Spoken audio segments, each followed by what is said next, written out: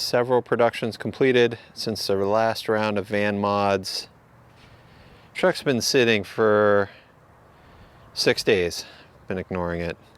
I got a shoot pending for tomorrow, and I gotta make some changes here. One, I think it's time to put some kind of bulkhead in under the bed to keep all of the cases from sliding forward. You can see here I've got a couple of ratchet straps, but as cases get moved around and used throughout the day, things just get over and under the ropes and slide forward.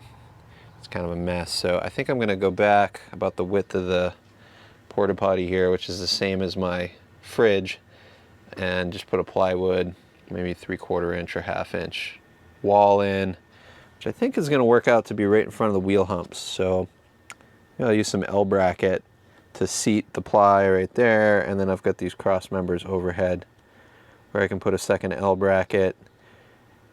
And I'm thinking maybe just the plywood with no additional reinforcement will be enough. If I get in a wreck, I also have the bulkhead. I switched from the factory bulkhead to a weather guard unit that I bought used off another guy who's building out a camper van. He got his set up for mountain biking, and he actually put his bed, he's got about half the headroom that I do, so that, you know, the bed's up here, so that he can get mountain bikes with just the front tires removed in under the bed.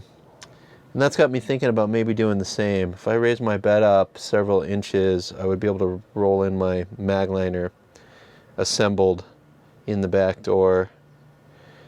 And then at that point, if I'm going to do that, I should raise the bed before I build the bulkhead below. But I don't want to go too crazy here because I only want to put a few hours in because I'm going back to work. Also, I need to think about relocating the batteries. So since I put the bulkhead in, the batteries had to go under the countertop. But now I can only fit 3 of my 4 water bottles. And I do have room, if I make a new countertop and extend it all the way to the bed, I've got room for the batteries plus 4 jugs underneath. So at some point I'm going to rebuild this. I'm also thinking I'll relocate the sink over just enough so that I've got a small shelf to the right. So then I'll have like cooker, sink, counter space, and that would allow me to also stack, I think, I gotta measure it, but stack these 2 Group 24 batteries, one on top of the other. Right now I can't do it because the sink has got a clearance issue. First priority is reworking the attachment points for the tool chest. I've got 2 straps holding it in place. This blue strap is doing the bulk of the work. It's pulling it forward into the bulkhead. But it's got 2 problems. One, because it's diagonal, it runs across 3 of the drawers, so I have to unstrap to get into those top 3, which is fine, except I've already forgotten to restrap it before driving off. So that's dangerous. So I want to rework that so I can just strap maybe across the top or the bottom so that I can utilize the cart when it's in the truck without adjusting straps. And then second, I've got the inboard side. Oh, I'm strapped, hold on. All right, looking from the cab here, I've got this inboard side of the cart tied down to the back of the seat frame. I don't trust this bulkhead, it's just thin sheet metal. Like I could put a D-ring on it, but I'm afraid this would just deform and fail if I pulled on it. So I've been struggling with what to do here. I was thinking that I could put a D-ring on the cab side and a second D-ring on the back side, have a little short strap right here, but this is only 10 inches. And 10 inches is not enough distance for a ratchet strap. And then like I could tie a non-stretching rope and just try to cinch it as tight as I can, but yeah, I don't really like that idea either. And then it occurred to me, a turnbuckle is the answer. So I picked this up last night. I'm gonna try installing this right in here. There's a hole in the seat frame, so I can unscrew this loop, thread it through, and push it back into the buckle. And then I'll figure out my optimum tie angle, and I'll drill a hole through the bulkhead so that the other side of the turnbuckle passes through, just like this. And then on the outboard side, I'll relocate this D-ring down to about here, and I'll install a D-ring right here So that should give me a nice tight pull like this across the bottom of the cart.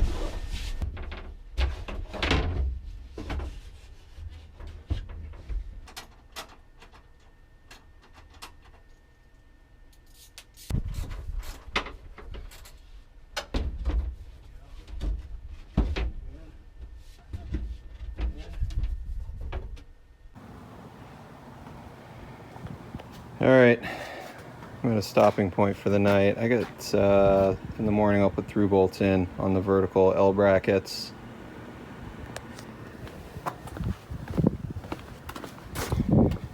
And then on this side, it's a little too flexy in the middle, so I'm gonna screw in this bracket on the center line into the floor,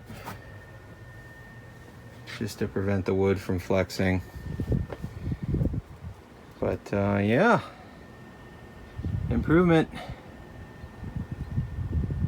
That'll be nice. I get my gear kind of concealed, and then I got my living quarters.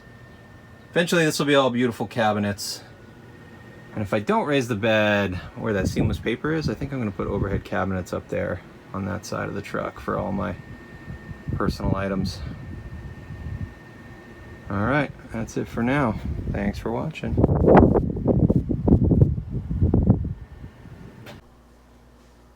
Just finished loading the truck for a shoot tomorrow in Texas. Got a 3.5 hour drive to the first location. It's a 3-location day, 90-second package, 1 interview, and then 3 locations with B-roll.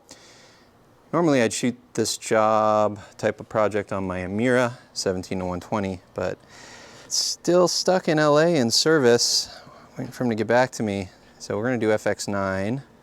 Producer's remote. We're gonna connect over FaceTime to conduct the interview. So I don't even think I gotta set up any monitors. It's just a basic light package for interviews. I get these 2 Geminis on board, although I'm not planning to use them. Did throw 1 C-stand on. I gotta match a look, which includes a backlight that's armed out. And a green screen in the corner there, a little 12 by, I think it's 12 by 6.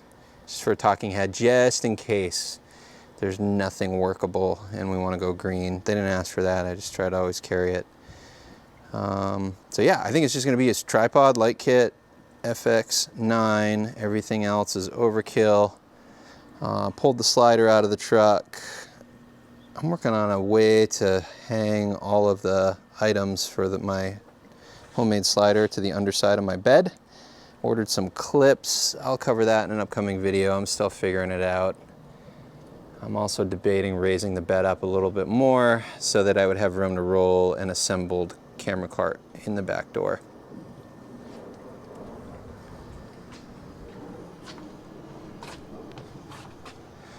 Moving on to the side door. Get new attachment points installed for my cart. Right now we're running 3 straps, one on the bottom right hand side, diagonal overhead to keep it from flipping over. And then I put in this turnbuckle tied into the passenger seat on the other side of the bulkhead. The tie down on this side, unfortunately it's too short of a grab for a ratchet strap. So anyway, trial run on this job. See how that goes. Get 10 gallons of fresh water, which I won't need, and I took the stove out. I'm not planning to do any cooking this trip. Get the fridge cooling off in the corner. And oh yeah, we get the new bulkhead in. Be a trial run for that as well.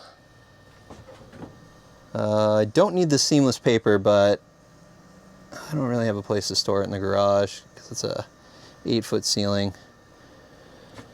So I'll just leave it in the truck. And then yeah, oh yeah, I'm gonna drive up tonight, and my plan is to get up there about 10:30 p.m. and then I'll just get a solid night's sleep once it's cool, because I don't want to drive 3.5 hours in the morning and then put in a full day with 3 locations. Got a lot of driving tomorrow. The drive home's 3.5, and then I'll probably clock another, say, 2 hours bouncing between locations. So, man, what is that, 5.5 hours of drive time? So yeah, it just makes sense to take advantage of this new rig. This is exactly why I built it.